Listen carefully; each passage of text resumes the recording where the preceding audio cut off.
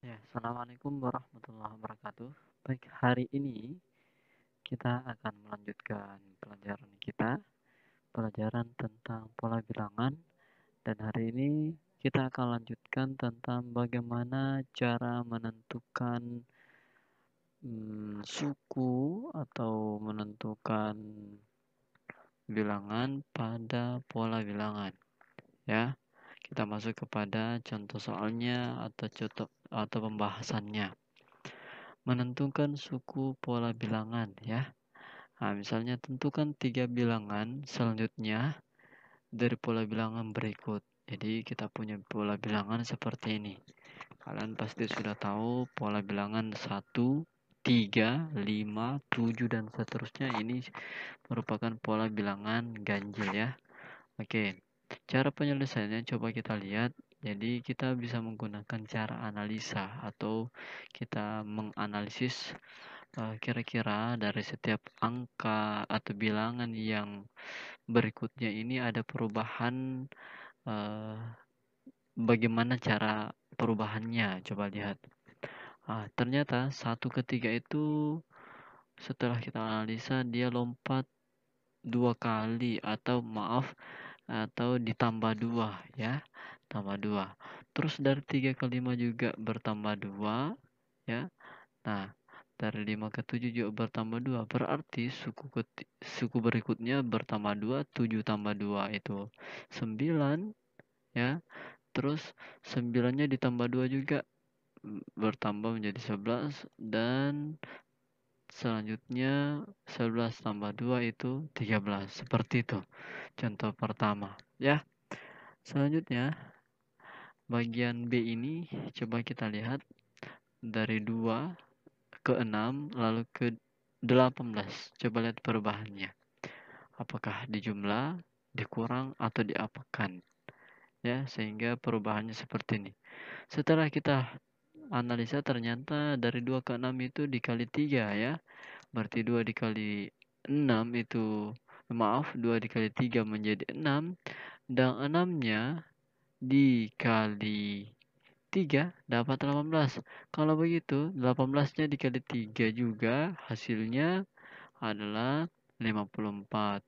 54 dikali 3 juga 54 dikali 3 162 dan 162 dikali 3 menghasilkan 6 berapa? 486.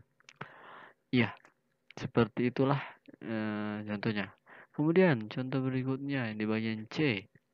Nah, di sini ada pola bilangan yang sekiranya cukup berantakan ya. Tapi kita coba lihat analisa. Dari 3 ke minus 17, minus 7, lalu ke 11, minus 15, lalu ke 9, dan seterusnya. Ingat, pola bilangan itu tidak hanya melompat 1 kali ke depan, atau bisa saja membentuk pola bilangan yang lompatnya beragam. Contoh, setelah kita lihat analisa, ternyata 3 ke 11 ini bertambah berapa? Oh, dia bertambah 8. Nah, terus lanjut lagi dari 11 ke 19. Jadi dia lompat 2 angka ya. Nah, 11 ke 19 juga bertambah 8. Kalau begitu 19 ke angka sini nih, yang kosong ini. Nah, di sini kan ada yang kosong ya.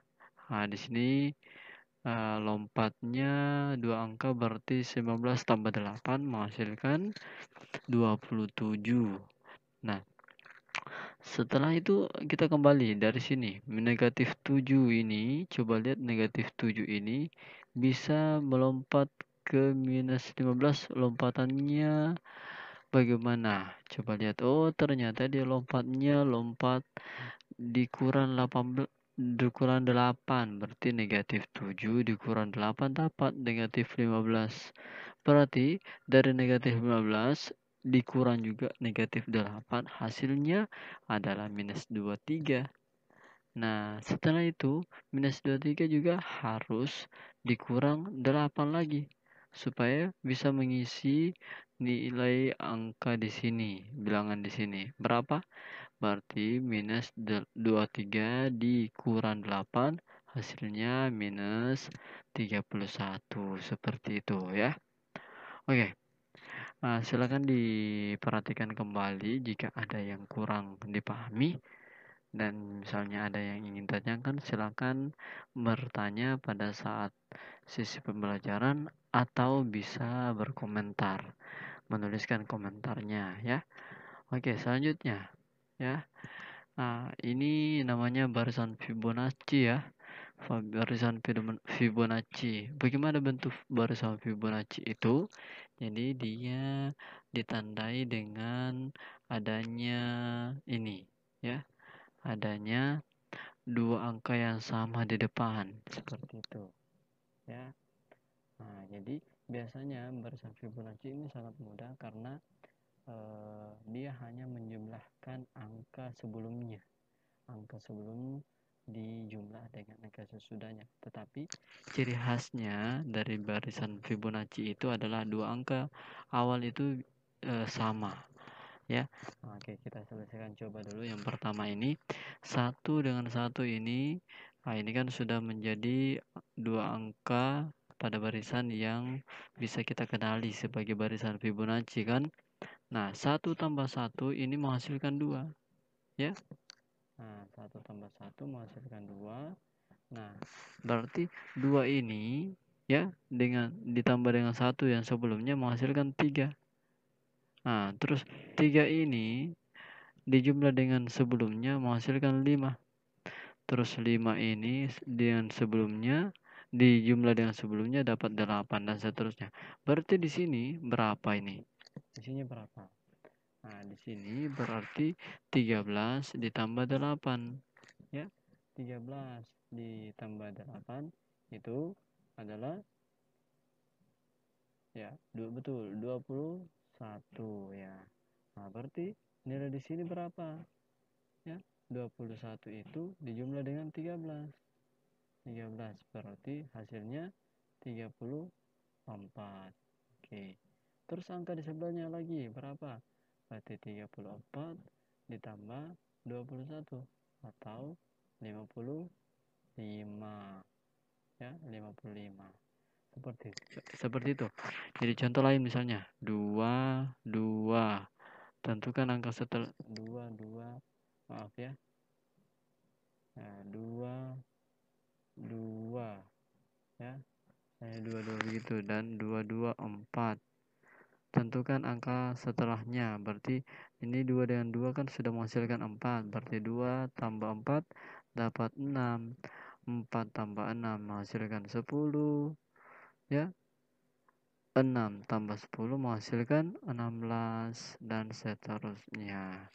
Seperti itu ya. Oke, saya kira paham.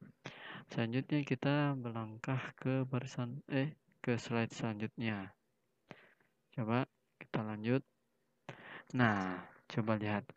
Nah, ini ada namanya barisan Pascal. Seperti apa barisan Pascal itu? Coba lihat. Sebenarnya kalau kita lihat sih ini bentuknya sepertinya kali-kali 2 ya. 1 kali 2, 2. Terus 2 kali 2 dapat 4. 4 kali 2 dapat 8. 8 kali 2 dapat 16. 16 kali 2 dapat 32. Seperti itu. Tetapi harus kalian pahami bahwa bentuk ini itu namanya barisan Pascal. Ini diambil dari segitiga Pascal. Segitiga Pascal itu seperti ini. Jadi selalu dibuka dan ditutup dengan angka 1 ya. 1 1 1. 1 tambah 1 dapat 2, ditutup lagi dengan 1 dan 1 seperti itu. 1 tambah 2 itu 3. 2 tambah 1 ini 3 juga, ditutup lagi 1 1 ya. Selanjutnya lagi 1 tambah 3 itu 4. 3 tambah 3 itu 9. 3 tambah 1 itu 4, ditutup lagi 1 1. Jadi ini namanya segitiga Pascal ya. Kalian cari referensi lainnya di sumber-sumber lainnya atau di buku ya. Oke. Nah, bagaimana ini bisa menghasilkan 1 2 4 8 16 dan 32? Coba lihat. Jadi ini adalah hasil dari penjumlahan. Ini 1 ya. Ini kalau kita jumlah dapat 1 tambah 1 dapat 2 ya. Ini kalau kita jumlah 1 tambah 2 tambah 3 dapat 1 tambah 2 tambah 1 dapat 4 ya. Nah, ini kalau kita jumlah 1 tambah 3 tambah 3 tambah 1 lagi menghasilkan 8 ya. Mirip ya yang di atas? Ya, pasti sama ini. Ini juga pasti menghasilkan 16. Seperti itu. Ya, berarti ini kita bisa cari selanjutnya atau bisa dengan menggunakan tadi ya dikali 2 boleh seperti itu. Dikali 2. Tetapi saya harus sampaikan bahwa ini bentuknya adalah bentuk dari barisan Pascal. Nah, ini harus kalian pahami ya. Harus kalian pahami ini segitiganya. Oke. Nah, selanjutnya kita lanjut ke slide berikutnya. Nah, ini namanya pola bilangan persegi ya, pola bilangan persegi. Nah, coba lihat, jadi dia berbentuk persegi ya, bulat-bulat ini membentuk persegi. Nah, sekarang kita akan coba cari, misalnya kita ingin cari berapa U10 ya. U10 itu kan artinya suku ke-10 ya. Suku ke-10 maksudnya barisan pada bilangan 10. Jadi ini misalnya ini adalah U1 ya, ini adalah U2. Nah, jadi ini adalah U3. Maksudnya U3 adalah suku ketiga ya. Ini adalah U4, ini adalah U5. Coba lihat. Nah, kalau kita melihat U1 itu kan nilainya 1. U2 berapa bulat di sini? 4 ya. Nah, di sini U3. U3 di sini berapa? 9. Di sini U4 berapa? 16. U5 dia 25.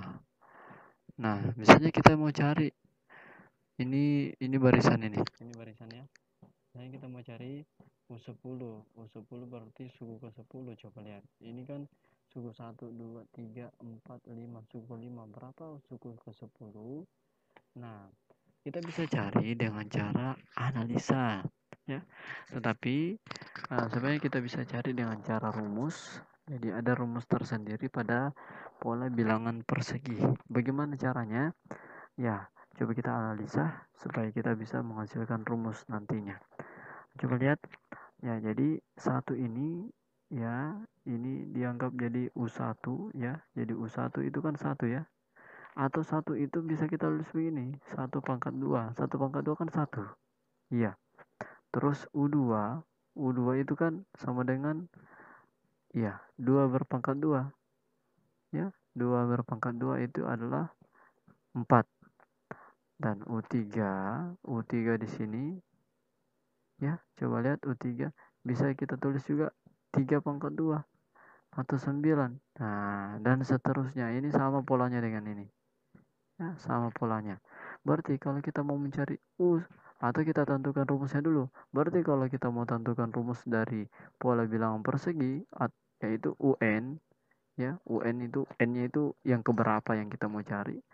Berarti kita bisa cari dengan cara N-nya berpangkat 2.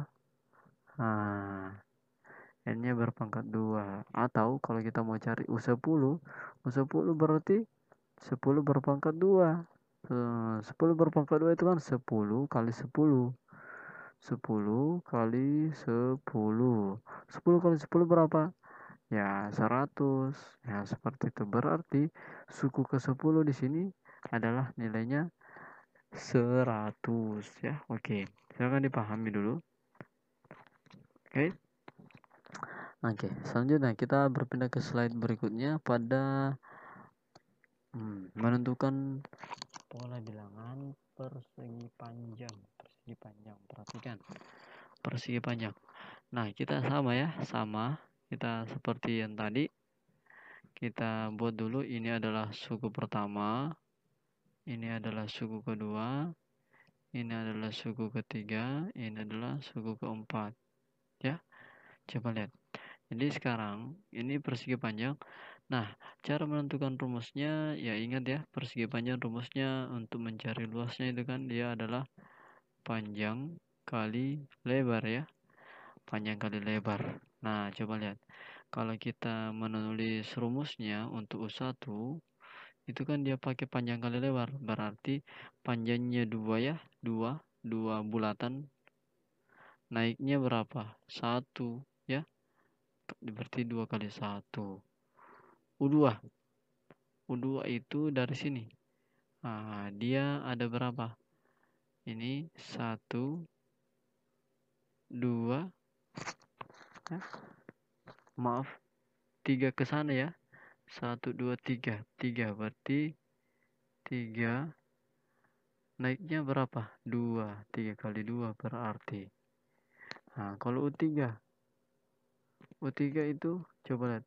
Ke sana berapa? 1, 2, 3, 4. 4. Ke atas 3. Berarti 4 kali 3. Nah, terus U4. Coba lihat. U4-nya berapa?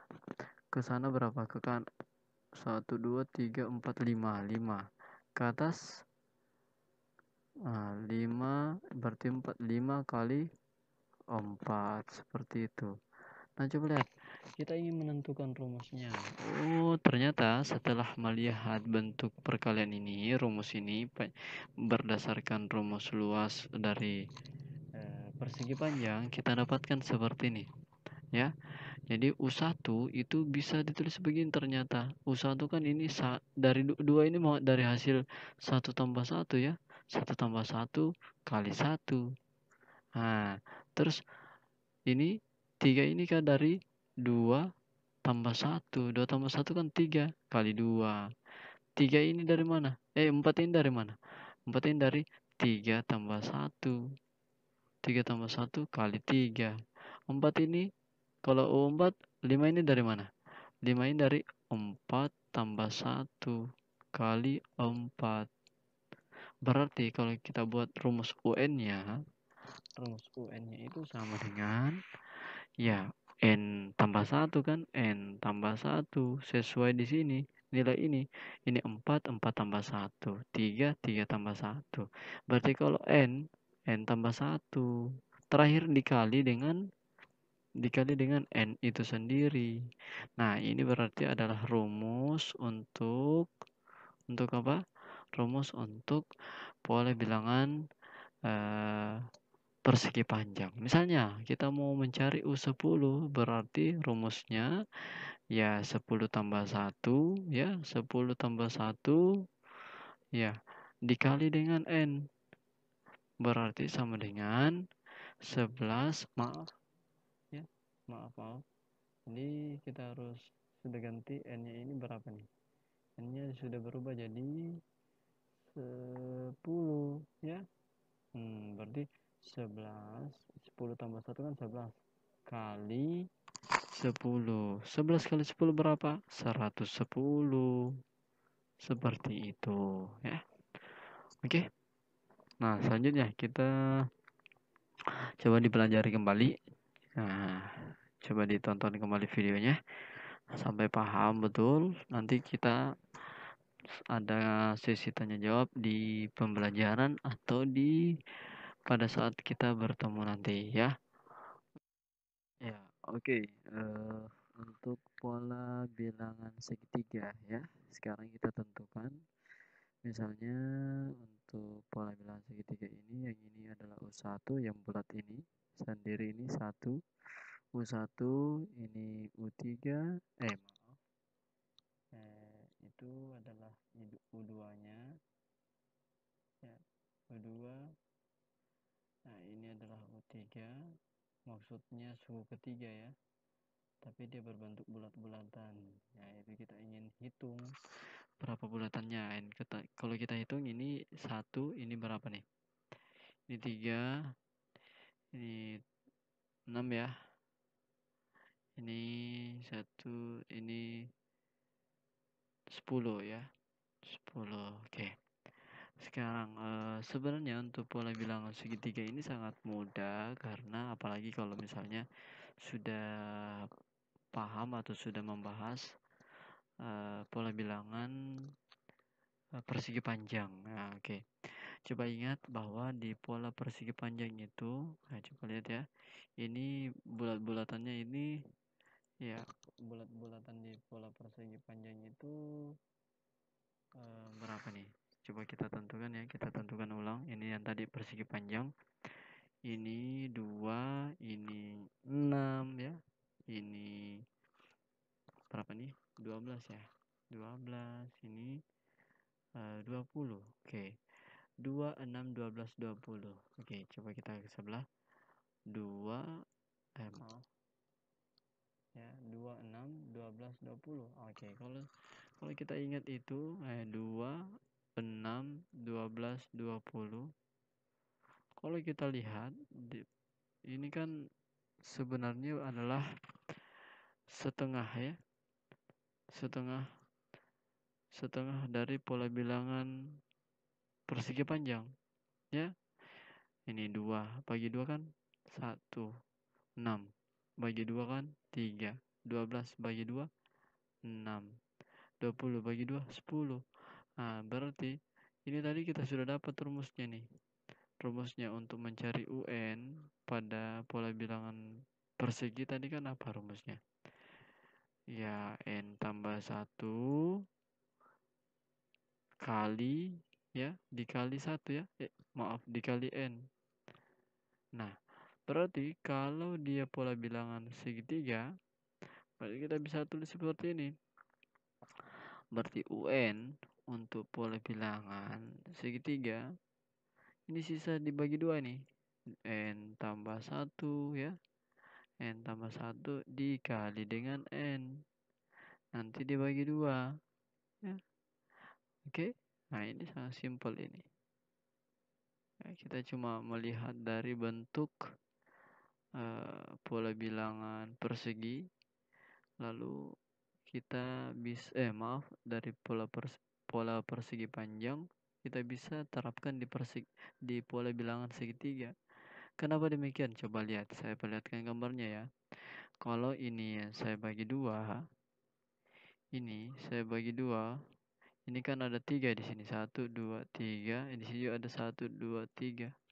Dan memang terbukti dari pola bilangan persegi panjang itu adalah dua kali dari pola bilangan segitiga ya, seperti itu.